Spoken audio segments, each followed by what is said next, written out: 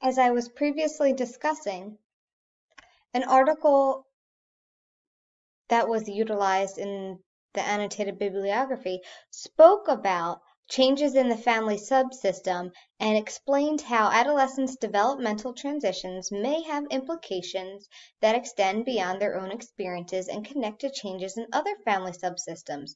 So this exactly explains what occurred when Connie's older sister left the house, when the firstborn left the house, and the, implications that had for Connie and how that shaped her life experience and ultimately led to her psychosocial crisis resolution.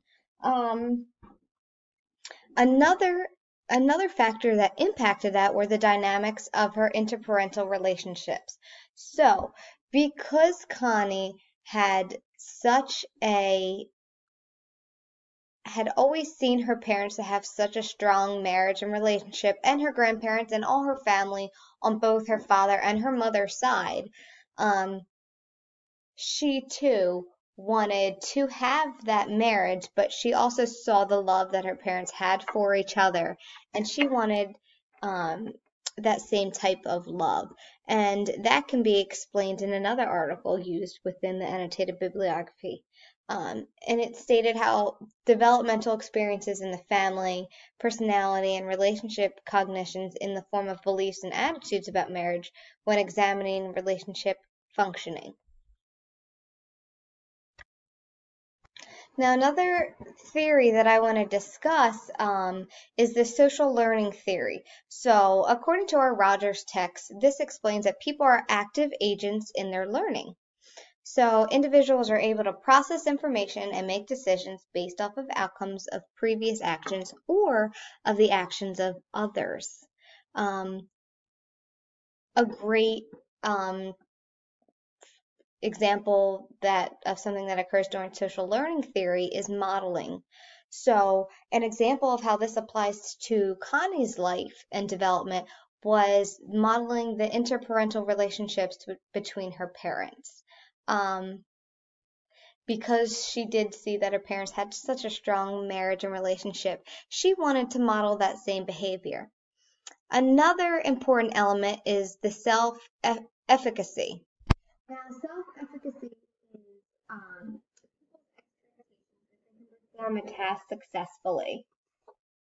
And according to the social learning theory, successful experiences are necessary to build self-efficacy. So,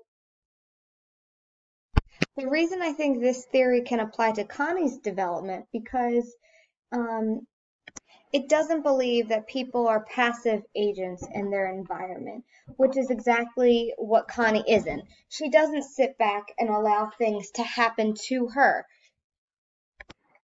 Additionally, the social learning theory incorporates environmental influences, and it takes into account the interactions between people and their environment. Thus, I think it incorporates a lot of different factors which also affected Connie and her development. Now, some of the theory limitations of the psychosocial development theory are that placing individuals in specific stages of development may be limiting. Now, this is exactly what the most limiting part of it for explaining Connie's development, because I had to use stage 5 and stage 6. Instead of there being one stage that encompassed that whole age group, it was broken into two different stages.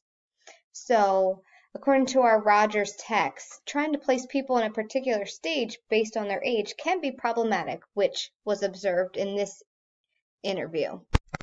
Another limitation of this theory can be found again in our Rogers text, saying societal norms and expectations about the development processes that should occur at various ages are always changing. This is exemplified through the changing attitudes towards employment opportunities for women, hence for Connie, which ultimately relates back to the stages. I believe emerging adulthood stage may occur now because of different societal norms changing. That's my presentation. Thank you.